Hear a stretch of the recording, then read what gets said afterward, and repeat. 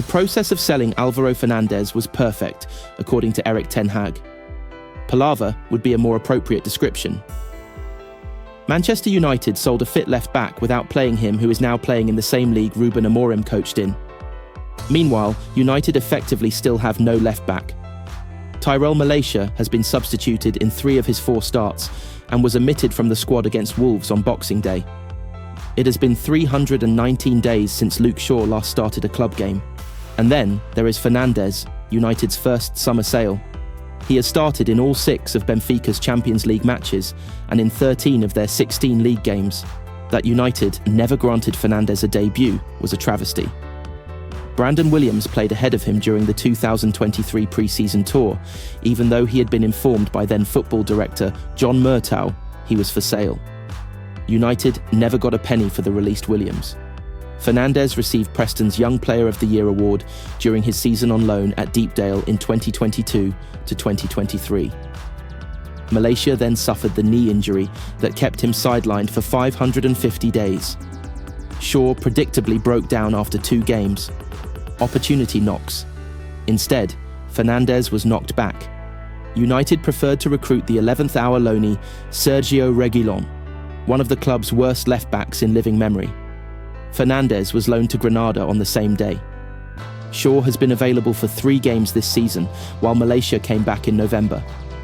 Right-backs Noussair Mazraoui and Diogo Dalot have been run into the ground and their form has suffered. 10. Hag's judgment at left-back was often awry.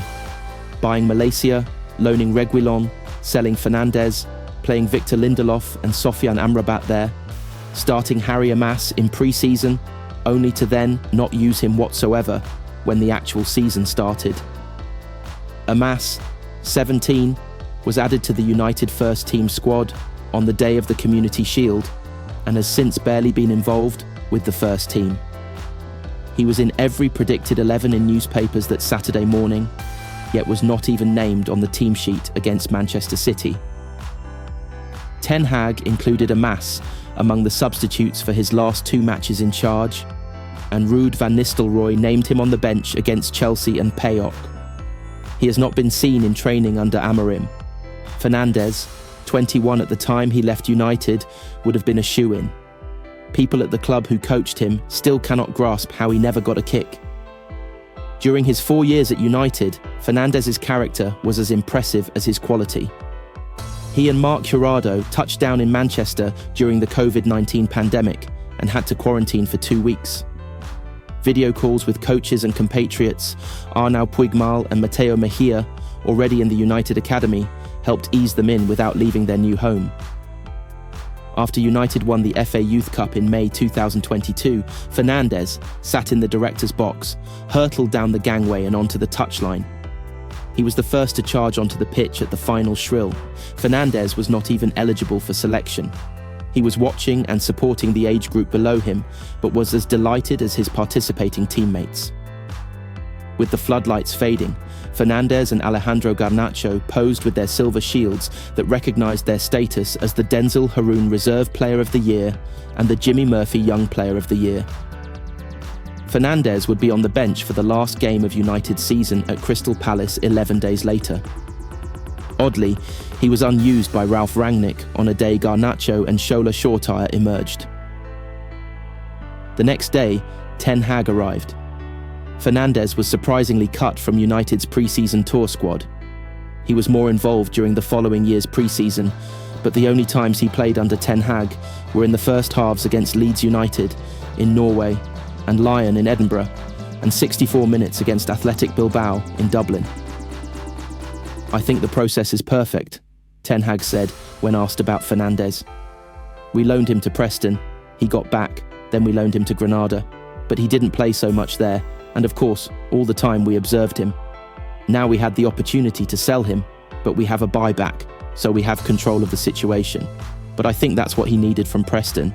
Then go to La Liga, then the next step Portugal, every time stepping up to a higher club and a better league. So we have to see and assess the situation, if he can maybe be an option for us in the future, maybe the immediate future. United have a buyback option for £16 million until summer 2026. Only United cannot afford Fernandez this month without shifting Malacia or Shaw. Those two are hard sells, hardly a perfect process. Manchester United will make an approach to sign Viktor Gyokeres this month rather than wait until the summer. The Sporting Lisbon striker 26 was always likely to attract interest from his former boss Ruben Amorim after he was appointed as United's new head coach back in November. But a move for the Sweden star was penciled in for the summer, not now. Those plans have changed though. Amorim has told United's power brokers that they need to sign Gyokeres now given their struggles in the Premier League, say the Star. Manchester United are 14th in the table after losing their last 3 league games and look short on firepower. But even if they can find the cash they need to trigger Gyokeres' £80 million plus release clause, it remains to be seen if he will fancy the move. The former Coventry City man has grown into one of Europe's most sought-after strikers since moving on from the Championship and is believed to boast several high-profile suitors. January is a notoriously difficult time to extract players, so it's practically a given that Gyokeres will have more choice over his next move in the summer. And with United currently looking highly unlikely to qualify for Europe at all, Gyokeres would potentially be giving up European football next season should he opt to leave Sporting in January. To that end, his stance on leaving Sporting mid-season is currently unclear. While Sporting have already parted company with Amorim's successor, João Pereira, they are still top of the Portuguese league and on track to progress in the Champions League. Former Arsenal midfielder Anders Limpar previously referenced the fact that Gyokeres would probably have his pick of clubs if he does hold out until the end of the season. We have to remember that the Portuguese league is inferior to the Premier League, but when Manchester City came to visit Lisbon, he scored a hat-trick, so he's fully capable of scoring in England, Limpar said back in November after tipping him to join Arsenal. He has played for Coventry and scored goals. He knows the English mentality. I think his next step is to play in the Premier League and he can really choose which team he wants to play in. After a difficult start to the 2024-25 season, a dream January transfer window certainly would not go amiss at Old Trafford. Ruben Amorim arrived in the cut and thrust of the season with the fixtures list, ensuring limited time on the training pitch to implement his methods. What might have become clear is that his squad is not good enough.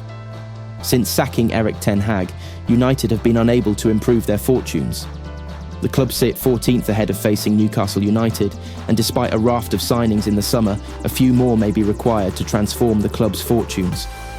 Mirror Football take a look at what would be the perfect transfer window for the Red Devils. Marcus Rashford exit the club are open to a transfer, and Marcus Rashford wants to leave. An exit for the academy star may be a moment of sadness, but is a sale that needs to happen.